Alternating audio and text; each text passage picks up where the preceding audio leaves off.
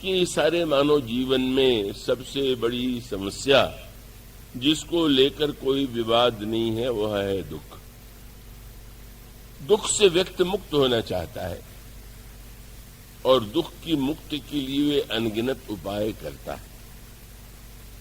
उन उपायों से कुछ क्षणों के लिए कभी दुख दूर सा होने लगता है, कभी दुख कम हो जाता है, पर दुख का पूरी तरह विनाश नहीं होता है। गोस्वामी जी रामराज जी का वर्णन करते हुए जब ये कहते हैं कि 4 प्रकार के दुख होते हैं मनुष्य के जीवन में, पर राम राज्य में ये वो चारों नहीं थे, और वो दोहा आपके सामने नित्य पढ़ा जाता है। गोस्वामी जी कहते हैं, राम राज नभ गेस सुनु सचराचर जग माही, काल कर्म स्वभाव गुण कृत दुख काहू ही ना।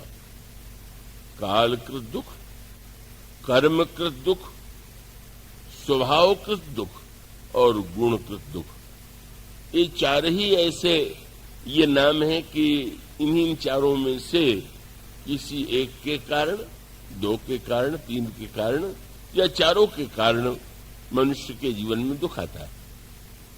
और वे कहते हैं राम राज्य में चारों नहीं, पर इसे आप जादूगरी के रूप में मत देखिए कि श्री राम सिंहासन पर बैठ गए तो दुख दूर हो गया। अगर ऐसा आप अर्थ लेंगे तो शायद आप उस तत्व से वंचित रहेंगे जो संदेश श्री रामचरितमानस में दिया गया। और वो ये है कि ये जो दुख है हम आप कल्पना कीजिए, कालकृत दुख जिसमें हमारे आपका कोई वश नहीं, मृत्यु आती है ये भी कालकृत दुख है, प्रकृति का विपर्य होता है ये भी एक दुख का कारण बनता है। कितने यात्री अमरनाथ की यात्रा में गए, अब जो उन पर विपत्ति आ गई वो विपत्ति उनकी तो नहीं थी, वो प्रकृति के कारण इतना भीषण, अगर वहां पर बर्फ गिरी या अन्य प्रकार से विपत्ति आई, अनेक लोगों के प्राण संकट में पड़ गए, कई लोग दर्शन के बिना लौट गए। यह दुख तो कालकृत दुख है। ये कालकृत दुख कहीं भूकंप आ जाता है, कहीं अन्य किसी रूप में होता है, ये भी एक दुख का कारण है। दूसरा दुख जिसे उन्होंने कहा कर्मकृत दुख। कर्मकृत दुख का तात्पर्य है कि एक व्यक्ति अच्छा कार्य करता है, अच्छा व्यक्ति लगता है और उसके जीवन में अचानक कोई बड़ा संकट आ जाता है, विपत्ति आ जाती है, दुख आ जाता है। लोग कहने लगते हैं कि अरे ये व्यक्ति तो इतना धर्मात्मा, इतना अच्छा, इतना होने पर भी इसके जीवन में दुख क्यों आ गया। और तब कुछ लोग तो ये अर्थ लगाते हैं कि करने वरने से कुछ नहीं होता है, सब बेकार है, चलो ठीक अपने जैसे चाहो वैसे करो, क्योंकि प्रत्यक्ष दिखाई दे रहा है कि इसने अच्छा किया फिर भी इसके जीवन में कुछ कष्ट आ गया, दुख आ गया। पर उसको यूं समझाने की चेष्टा की शास्त्रों ने कि नहीं, जैसे एक वृक्ष को देख करके आप यह जानते हैं, आप आम का वृक्ष लगावे तो वृक्ष लगाते ही उसमें फल नहीं होगा, लेकिन आप यह जानते हैं कि वृक्ष कभी भविष्य में फल दे। और मान लीजिए कभी आपके यहां आम बाजार में बिकने आवे या आम का कोई भेंट भेज दे, तो वृक्ष नहीं है, फल है, पर फल को देख करके आपको यही समझ में आ जाएगा कि आम का फल है। मानो इसका अर्थ यह है कि कभी तो कर्म होता है और उसका परिणाम तुरंत नहीं दिखाई देता, पर कर्म सिद्धांत कहता है कि नहीं, कर्म प्रधान विश्व करे राखा, जो यश करे सो तस फल चाहे। लेकिन दूसरी ओर शास्त्र यह भी कहता है कि अगर दुख के रूप में कोई फल आता है तो समझ लीजिए कि कोई न कोई हमारे कर्म का वृक्ष होगा जो सामने नहीं है, पर अगर वृक्ष न हो तो फल कहां से आवेगा? का इसका अभिप्राय कि कर्म के द्वारा भी कभी तत्काल किसी कर्म का परिणाम, और कभी ऐसा लगता है कि व्यक्ति जो है का प्रत्यक्ष रूप से बुरा कार्य नहीं कर रहा, का उसका सांकेतिक तत्व मिलता है बाली के चरित्र में।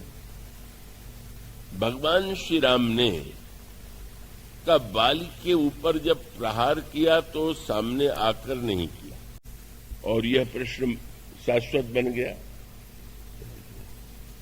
शाश्वत बन गया। आज भी लोग प्रश्न करते हैं कि श्री राम ने बाली को क्यों क्षिप करके मारा।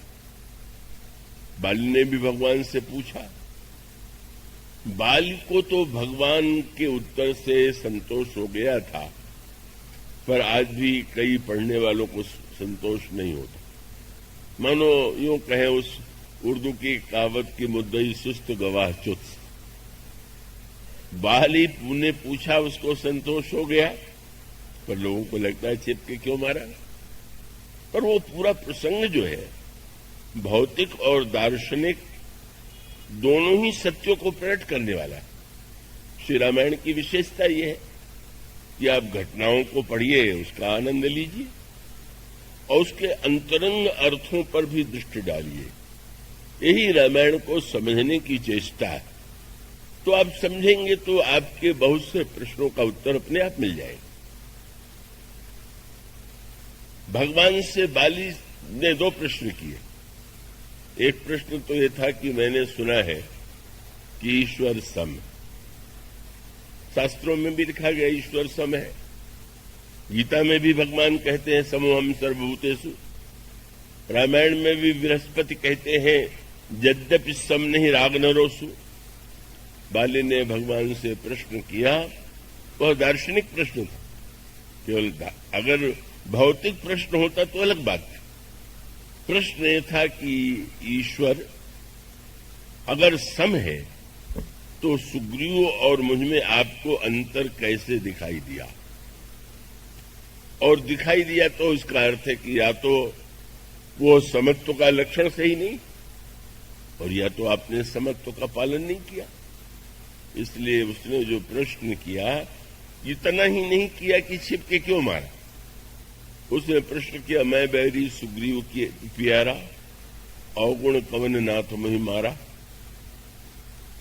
फिर उसने कहा कि धर्म हेतु अवतरे गोसाई, मारो मोह व्याध की नाई। और तब बाली जो है अपने द्वारा किए जाने तर्क से ही उसका तर्क कट गया।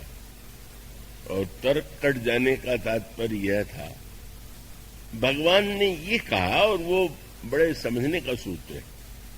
गोस्वामी जी बाली सुग्रीव प्रसंग के द्वारा कर्म सिद्धांत की व्याख्या करते हैं, भक्त सिद्धांत की, ज्ञान सिद्धांत की और शरणागति की। ये चारों व्याख्याएं बाली और सुग्रीव के प्रसंग में आपको पढ़ने को मिलेगी। क्यों मिलेगी? रावण के प्रसंग में ये सब बातें नहीं, पर बाली के प्रसंग में, क्योंकि रावण और बाली में अंतर है। रावण को हम पाप का प्रतीक मानते हैं, मोह का प्रतीक मानते हैं, मोह दश मौलित दभ्रात अहंकार। पर बाली जो है वो तो पुण्य का प्रतीक है, पाप का नहीं। देवराज इंद्र के अंश से उत्पन्न होने वाला बाली जो है वो पुण्यमय है। वह रावण का विरोधी है, रावण को परास्त कर चुका है। इसलिए मानो एक अंतर है। पाप में जो रावण है उसने तो श्री राम को कभी ईश्वर माना ही नहीं। एक क्षण के लिए भी अगर मन में बात आ ही गई कि खर दूषण मौसम बलवंता, तिन्ही को मारही गुनु भगवंता, कहीं भगवान तो नहीं। पर उसको लगने लगा कि इतनी सरलता से हम भगवान थोड़ी मान लेंगे, जरा हम कसौटी पर कस के देखेंगे कि कहीं नकली ईश्वर तो नहीं। और उसने कसौटी बनाई सोने के मृग को। स्वर्ण मृग को लेकर के गया। अगर ईश्वर होगा तो तुरंत समझ लेगा कि नकली मृग है, नकली सोना है।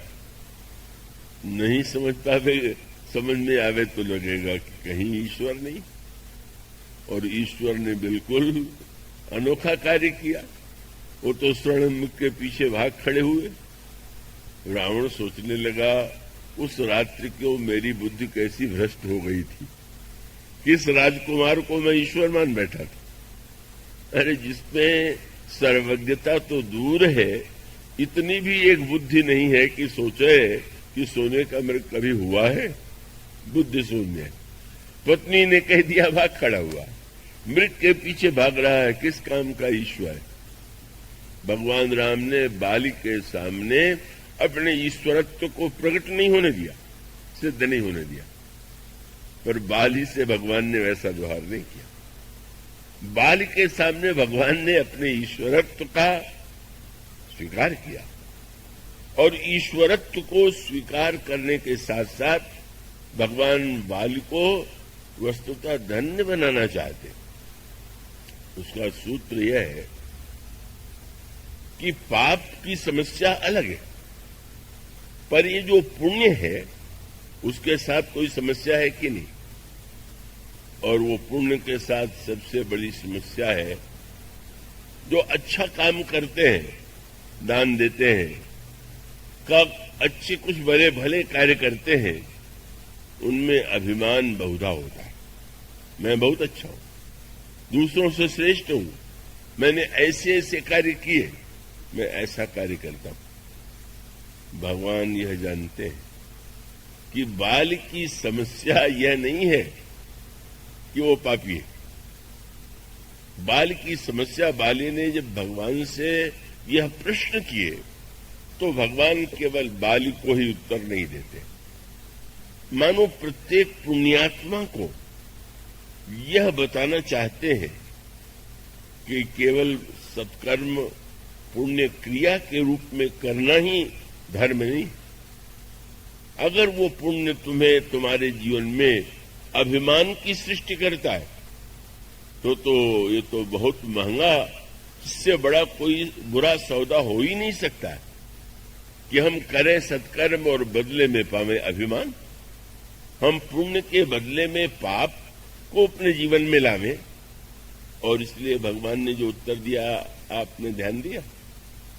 भगवान ने यह अनुभव किया कि नहीं, इस व्यक्ति के मस्तिष्क में जो भ्रांति है, जो समझ की कमी है, तो उस कमी इस दृष्टि से और भी विचित्र है। यह मुझे ईश्वर भी मानता है, ईश्वर का अवतार भी मुझे कहता है, और इसके बाद वो मेरे ऊपर दोषारोपण करता है। मानो भगवान उसके भ्रम को दूर करते हैं, और भ्रम के साथ जो वस्तु वो दूर करते हैं उसका सूत्र एक ही है। और इसका अभिप्राय है कि सत्कर्म के साथ अगर हमारे जीवन में अभिमान है तो भगवान उस अभिमान पर प्रहार करते हैं। अभिमानी संसार में बहुत होते हैं, पर अगर कोई सत्कर्म युक्त अभिमानी है तो भगवान की अनुकंपा है कि उसका अभिमान दूर करने के लिए वो प्रयत्नशील है। बाली ने प्रश्न कर दिया। समस्या ये है कि बाली बड़ा बुद्धिमान भी है, अपने को पंडित भी समझता है, शास्त्रों का अध्ययन भी किया है, और जब वह भगवान से पूछता है कि ईश्वर तो सम है, तो इसका मूल कहां से आपको मिलेगा। जिस समय सुग्रीव ने गर्जना किया, बाली ने सुना, निकलने लगा, तारा ने चरण पकड़ लिया। उस समय सूत्र में आपके सामने और कह दूं, दो प्रकार के व्यक्ति होते हैं, एक रावण के समान, एक बाली के समान। रावण के समान माने सामने वाले व्यक्ति की बात को काट देना। अगर मंदोदरी ने रावण से कुछ कहा तो रावण ने काट दिया, क्या व्यर्थ की बात करती। क्या तुम कहती हो वो राजकुमार कहीं ईश्वर हो सकता है? और भी अधिक आग्रह मंदोदरी ने किया तो अर्थ ही बदल दिया, तुम्हारे भाषण का अर्थ ही दूसरा। यह रावण की शैली। मंदोदरी की बात को काट देता है, पर बाल ने अपनी पत्नी तारा की बात को काटा नहीं। ये जो बड़े चतुर काटने वाले होते हैं वो काटते नहीं है, सामने वाले ने जो कहा उससे और ऊंची बात कह देते और सिद्ध कर देते हैं कि तुम्हारे सामने मूर्ख हो, हम तुमसे ऊंची बात जानते। ये जो कला होती है कि दूसरे की बात को बिना काटे हुए भी उससे ऊंची बात कर देना, कह देना, यही किया बाली ने। तारा ने कहा, अरे यह गर्जना क्या सुग्रीव की है क्या? इसके पीछे जिसका बल है तुम जानते हो? ते दो बंधु तेज बल सीमा, बड़े बलवान हैं, बड़े तेजस्वी हैं, उन्हीं के बल से गरज रहा है, आप लड़ने मत जाइए। बाली हंसने लगा, ओहो तुम बस इतने ही जानती हो, बड़ी डरपोक हो। तो क्या आप उनके बल को जानते हैं? अरे पगली, वो बलवान व्यक्ति नहीं हो तो ईश्वर है। तारा सोचने लगी, इतने ज्ञानवान हमारे पतिदेव, और कहा कि महाराज अगर ईश्वर आप जानते हैं तो भी क्यों लड़ने चले जा रहे हैं? तो तुरंत उसने और ऊंची बात कहते हुए कहा बाली सुन भीरु प्रिय समदर्शी रघुनाथ, सारे शास्त्रों में लिखा हुआ है ईश्वर समदर्शी है, राम ईश्वर हैं, इसलिए वो समदर्शी हैं। मुझ में और सुग्रीव में भेद करना उनके लिए संभव नहीं। भला सोचिए, समदर्शित्व की क्या अद्भुत अनोखी व्याख्या है। ईश्वर समदर्शी इसलिए है कि आप कुछ भी अन्याय और पाप करते रहें और वो न रोके तो समदर्शी है, क्योंकि समदर्शी है मानो उसको पाप और पुण्य में भेद नहीं करना है। मानो यह ईश्वर समदर्शी है, इसका अर्थ है कि हमें भी समदर्शी बनने की चेष्टा करनी चाहिए। उसका उल्टा अर्थ ले लिया।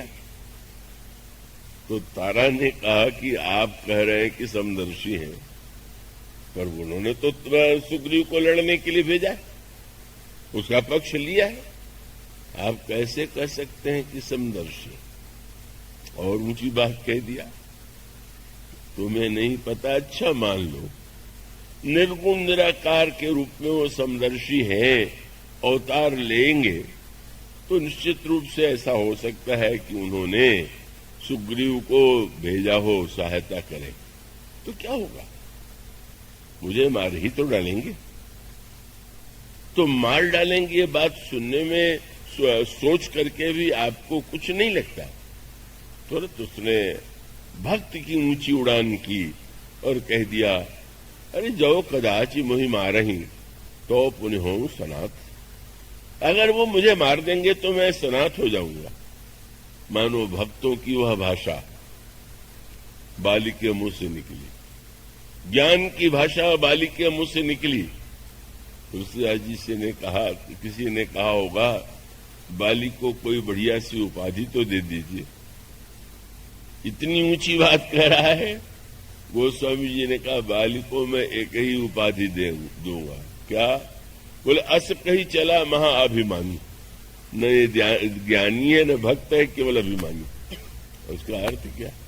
भाषा ज्ञान की बोले और भाषा भक्ति की बोले और आचरण उससे बिल्कुल उल्टा करे तो केवल वो बोल करके अपने बुद्धि चातुर्य और अभिमान को प्रकट कर रहा है, उसके जीवन से उसका कोई लेना देना नहीं। जैसे तुलसीदास जी ने बिल्कुल क्षमा नहीं किया, कवि का तो शब्द ही सब कुछ है, मानो उसका सूत्र यही था। और भगवान ने जब उत्तर दिया तो उत्तर यही था कि मैंने तुम पर प्रहार क्यों किया?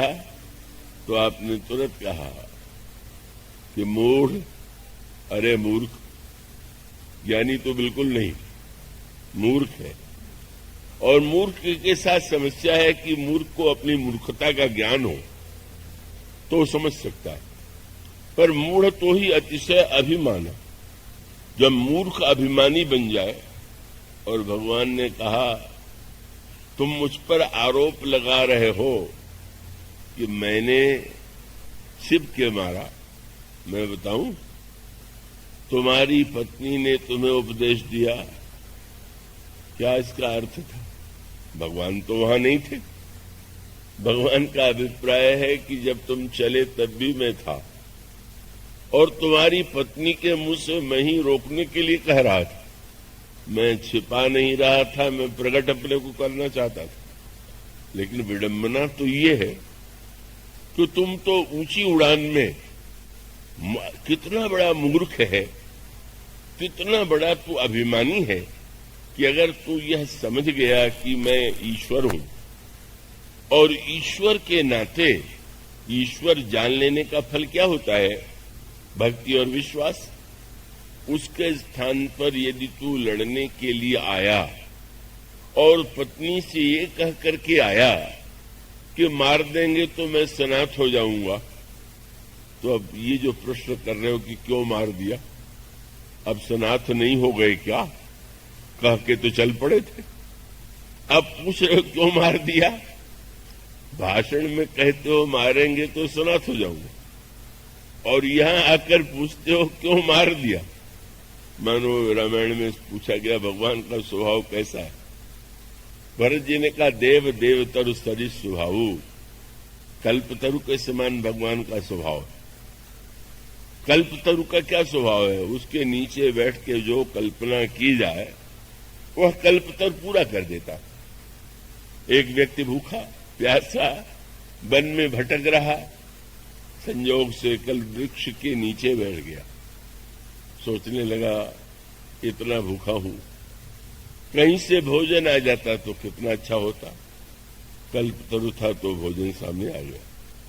वाह वाह, प्रसन्न होकर भोजन किया, अधिक कर लिया। फिर सोचने लगा कितना अच्छा होता कोई खाट वाट होती, पलंग होता तो जरा सो भी लेता। पलंग भी आ गया, पलंग पर लेट गया। पर वो चारों ओर जब देखने लगा कि जंगल ही जंगल है, तो घबरा के सोचने लगा कहीं कोई शेर आके खा तो नहीं जाएगा। शेर आया और शेर खा गया। ईश्वर कल्पतरु है तो बहुत सावधान रहना चाहिए। ऐसी कल्पना कीजिए कहीं आपकी कल्पना ही आपके लिए घातक न हो। भगवान ने कहा तूने अपनी पत्नी से कहा कि ईश्वर सम है, तो इसीलिए जब पहली बार तेरी और सुग्रीव की लड़ाई हुई तो मैंने हस्तक्षेप नहीं किया। कल्पतरु के नीचे तूने कह दिया तो मैंने समत्व का परिचय दिया। पर तू तो बाद में कहने लगा कि मारने पर मैं सनाथ हो जाऊंगा, तो कल्पतरु ने वो भी पूरा कर दिया, समत्व भी और मार देने के बाद भी। इसका अर्थ है कि ये केवल सारा ये वाक की ज्ञान जो है वाक विलास है, तू अभिमानी है। और साथ साथ ये कहा बिल्कुल तुम, और भगवान ने एक वाक्य कहा, एक तो यह है कि मैं छिप गया, और दूसरा यह है कि कोई न देखने का निर्णय कर ले। सूर्य उदित है और सूर्य के उदय के बाद आप बस एक कार्य कर लीजिए, अपनी अंगुली से अपनी आंख को दबा लीजिए और आप दावे से कह दीजिए सूर्य नहीं। तो ये जो सूर्य नहीं है, ये व्यक्ति का सत्य स्वयं ही वह देखना ही नहीं चाहता। भगवान का संकेत यह था, मैं बार बार चाह रहा था कि तुम मुझे देख लो, मुझे समझ लो, तुम अपने आप में परिवर्तन कर लो। इसीलिए पत्नी के मुख से मैंने तुम्हें रोकने की चेष्टा की, तब भी तुम नहीं माने। तुम्हारा सुग्रीव से युद्ध हुआ, सुग्रीव पर तुमने प्रहार किया, फिर भी मैंने बाण चलाकर तुम्हारा वध नहीं किया। मैं तो बार बार चाह रहा था कि तुम देखो, लेकिन समस्या ये है कि तुमने तो न देखने का निर्णय कर लिया था।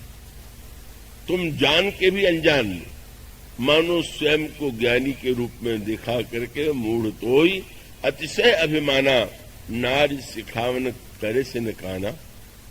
जब मैंने सुग्रीव पर प्रहार होने के बाद भी तुझ पर बाण का प्रहार नहीं किया तो तू लौट जाता, पर तेरा गर्व इतना बढ़ गया कि बड़ा आया था, उनका बल लेकर देख लें उनके बल से क्या होता। और आपने कहा मम भुज बल आश्रित तेहि जानी, मारा चहसी अधम अभिमानी। तू अधम अभिमानी है, इसीलिए जब मैंने सुग्रीव के गले में माला पहना करके तुझे सूचना दे दी कि अब तक मैंने तुम्हारे शब्दों के अनुकूल समत्व का परिचय दिया, पर तुम सुग्रीव नहीं हो, तुम्हारे कंठ में सुमन की माला नहीं है। सुग्रीव का अर्थ है जिसकी गर्दन सुंदर। सुंदर गर्दन किसकी? जिसके गले में भगवान स्वयं अपनी कृपा प्रसादी दे दे। जो शरणागत है वही उसका ही कंठ जो है सुंदर है। भगवान ने यही कहा, भगवान ने यही कहा कि वस्तुतः तुम मुझे देखना नहीं चाहते, मेरी बात सुनना नहीं चाहते थे, और जब तुम ये कहते हो कि आप ईश्वर होते हुए आपने वृक्ष की आड़ से क्यों मारा, तो प्रभु का तात्पर्य यह था कि ईश्वर मानने के बाद क्या यह प्रश्न करना सही है क्या? ईश्वर नहीं मानते हो तो ठीक, पर तुम यदि ये मानते हो कि मैं ईश्वर हूं तो तुम्हें पूछना ही नहीं चाहिए कि वृक्ष की आड़ से मैंने क्यों मारा। क्यों? भगवान ने कहा सारे संसार को मैं आड़ से मारता हूं, सामने आके कहां मारता हूं? नित्य अनगिनत जीव मर रहे हैं, काल का वाण चल रहा है, क्या ईश्वर सामने दिखाई दे रहा है क्या? ईश्वर नहीं, वो वृक्ष की आड़ में। और यह वृक्ष क्या है? मैंने पत्रिका में उसका उत्तर देते हुए गोस्वामी जी कहते हैं, संसार कांतार अति घोर गंभीर वन। ये संसार ही एक सघन वन है और गहन तरु कर्म संकुल मुरारी। इस संसार के जंगल में हमारे और आपके कर्मों का ही वृक्ष लगा हुआ है। ईश्वर सामने नहीं आता, मानो कर्म सामने है, चाहे वो पूर्व जन्म का कर्म हो, चाहे इस जन्म का कर्म हो, और काल के माध्यम से वाण आ रहा है, काल के द्वारा संहार हो रहा है। मानो यह दुख उस संदर्भ का जो है वो यही है कि वो मारने वाला तो दिखाई नहीं दे रहा है, और न दिखाई देने वाला व्यक्ति ही जिसके हाथ में लव निमेश परमाणु जुग बरस कल्पसर चंड भजसी न मन ते राम नाम राम कह काल जास कोदंड। मानो धनुष काल है, वृक्ष कर्म है, और ईश्वर कर्म फलदाता है जो प्रत्यक्ष नहीं आता। इसलिए दुख का कारण काल भी है, दुख का दूसरा कारण कर्म भी है, और तीसरा दुख का कारण है गुण। हम सबकी जो रचना हुई है वो 3 गुणों से मिल करके हुई है, सतोगुण, रजोगुण और तमोगुण, और तीनों की आवश्यकता है। आप अच्छे कार्य करना चाहें, सत्कर्म करना चाहें, तो सत्वगुण की प्रधानता होनी चाहिए। जब आप शासन का, व्यवस्था का एक पालन करें तो रजोगुण होना चाहिए, और जब आप पलंग पर जाएं तो तमोगुण के रूप में नींद आना चाहिए। तीनों गुण उपयोगी, और उपयोगी तब हैं जब सही समय पर आवें। पर हम लोगों के जीवन में उल्टा है।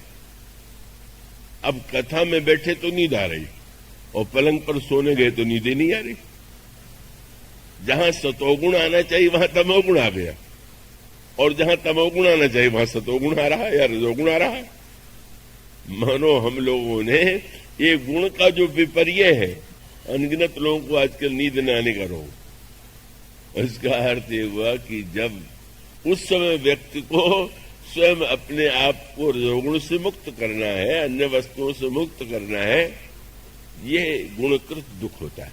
अब स्वाभाविक है कि जो लोग कथा में आते हैं और नींद आने के कारण नहीं सुन पाते, वो जरूर दुखी होते होंगे कि क्या बतावें, नींद आ गई और मैं सुन नहीं पाया। अब उन वीरों की बात में नहीं कहता कि उसको भी वो अपनी विशेषता ही मानते हो। एक सज्जन ने कहा कि कथा में इतना सुख मिलता है कि सो जाता हूं। तो मैंने कहा तो फिर आप घर में ही सोए रहते, वहां आकर के सुखी होना आवश्यक है क्या? इसका अर्थ है गुणकृत दुख है, जो गुण जो है भिन्न समय में आके हमें दुखी बनाते हैं। और चौथा दुख जो है वो तो सबसे विचित्र दुख है, और उसी का नाम है स्वभावकृत दुख। ये दुख तो ऐसे पीछे पड़ा रहता है। कई लोगों का स्वभाव ही ऐसा होता है, जब देखिए तो दुखी है, जब देखिए तो निराश है, जब देखिए तो कष्ट में है। और वो दुख वस्तुतः दुख नहीं होता, उनकी कल्पना का दुख होता है, उनकी मान्यता का दुख होता है, उनकी सोचने की पद्धति का दुख होता है।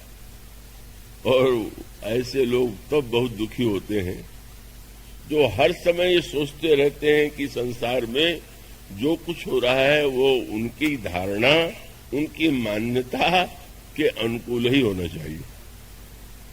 कमानो व्यक्ति कितना दुख, अब जो ही व्यक्ति चाहे ऐसा, परशुराम जी महाराज के प्रसंग में बहुत सुंदर व्यंग किया गया। क्रोध भी एक अवगुण भी है, गुण भी है। पर परशुराम जी के क्रोध की समस्या कब कठिन हो गई कि जब क्रोध उनको अन्याय के विरुद्ध आता था तो वह क्रोध कल्याणकारी था, उपयोगी था। लेकिन धनुष टूटने पर जब उन्हें क्रोध आया तो उस दुख का कोई अर्थ नहीं, निरर्थक। वे सोच सकते थे कि धनुष शंकर जी का है, उन्हें तो कोई दुख हुआ नहीं। उन्होंने दिया का जनक जी को, वो तो बड़े प्रसन्न हो रहे। हम कौन होते हैं दुखी होने वाले? इसलिए कविताली रामायण में गोस्वामी जी ने कहा, लक्ष्मण जी ने परशुराम जी से पूछा, रावरी पिनाक में सरियता कहाँ रही? कोई आप इसमें आपका भी कोई था भाग क्या? जैसे कि लोग व्यापार मिलजुल के करते हैं, बोले आपका भी कुछ था इसमें क्या? मानो संकेत यह है कि अनावश्यक। इसीलिए लक्ष्मण जी ने कहा कि महाराज अब बात कितनी सही उन्होंने कही, पर क्रोध आ गया। छोटा लड़का बड़ी बात, बड़े छोटे मुंह से बड़ी बात। रे नृप बालक काल बस, बोले तो इन्हें संभाले। अरे लड़के संभाल के नहीं बोलता, तू कैसी बात करता है? जब लक्ष्मण जी के कहने पर तो फिर बाद में लक्ष्मण जी नहीं बोलते तो हंसने लगे। तो अब तो शांत हो जाना चाहिए, बोल तो नहीं रहा। बोले हंसत देख रिस नक्सिक व्यापी। अब हंसने पर भी क्रोध आ गया, बोलने पर भी क्रोध आ गया, टूटने पर भी क्रोध आ गया। और श्री राम को उलाहना दिया कि तुम इतने सज्जन होते हुए अपने छोटे भाई को नहीं समझा पाते। श्री राम ने सोचा कि ठीक ही तो कह रहे हैं, लोग भी घबरा रहे हैं। और आपने आंखें जरा टेढ़ी किया, लक्ष्मण की ओर देखा, नैन तरेरे राम। जो ही आंखें जरा सी टेढ़ी हुई, लक्ष्मण जी चुप। जाकर के विश्वामित्र के पास खड़े हो गए। अब तो बहुत प्रसन्न हो जाना चाहिए। हंस भी नहीं रहा, बोल भी नहीं रहा। प्रभु ने देखा, महाराज अब तो कोई समस्या नहीं। और क्रोध बढ़ गया। बोले हंस नहीं रहा है, बोल नहीं रहा, पर देखो कैसे देख रहा है घूर के। अस अजहू अनुजतव चितव अनैसे, देखो कैसे देख रहा है। बोला बताइए इस दुख का क्या उपाय है? कैसे हंस रहा, कैसे बोल रहा, कैसे नहीं बोल रहा, तो कैसे देख रहा। और उसके बाद श्री राम पर क्रोध। मैं तो समझता था कि तुम बड़े सज्जन हो, छोटा खोटा, पर अब मैं समझ गया कि ये बोलना बंद करके जब गुरुजी के पास गया तो तुम उसको रोक नहीं रहे थे, शायद तुम संकेत कर रहे थे कि जो बोलना हो वहां से बोलो, यहां से मत बोलो। इसलिए मैं समझ गया तुम दोनों मिले हुए हो। बंधु कहाई कट सम्मत तोरे, तू छल विनय कर शिखर जोरे। इतना क्रोध बढ़ता जा रहा है। और उसके बाद वही जो हम लोग चाहते, जब हमारे मन के अनुकूल नहीं होता, कोई अच्छा नहीं होता, तो हम समझते हमारी आंखों से दूर हो जाए, रहने लगे। कोई सभा में ऐसा नहीं है कि इसका कान पकड़ करके निकाल बाहर करे। और तब भला किसी में साहस है कि लक्ष्मण जी को निकाल सके? लक्ष्मण जी ने तुरंत निवेदन किया, और कोई नहीं, पर आप तो निकाल ही सकते। कैसे? बोले बिहसे लखन कहा मन माही, मूदहू आंख कतहू को नहीं। महाराज आंख मूद लीजिए, मैं दिखाई ही नहीं दूंगा। ये कोई साधारण विनोद नहीं है, सत्य है। कुछ आंखें मूदना भी सीखिए, देखिए, देखना भी आवश्यक है। फिर अगर आप मूदना नहीं जानेंगे, केवल देखते ही रहेंगे, और देखने में दूसरों में आपको कमी ही दिखाई देगी, तो दूसरे जैसे हैं वे तो जैसे हों, पर आप तो दुख का ऐसा बोझ अपने सिर पर लाद लेंगे कि जिससे कभी मुक्ति नहीं हो सकती। ये स्वभावकृत दुख है। कहते हैं कि राम राज्य में ये चारों नहीं था।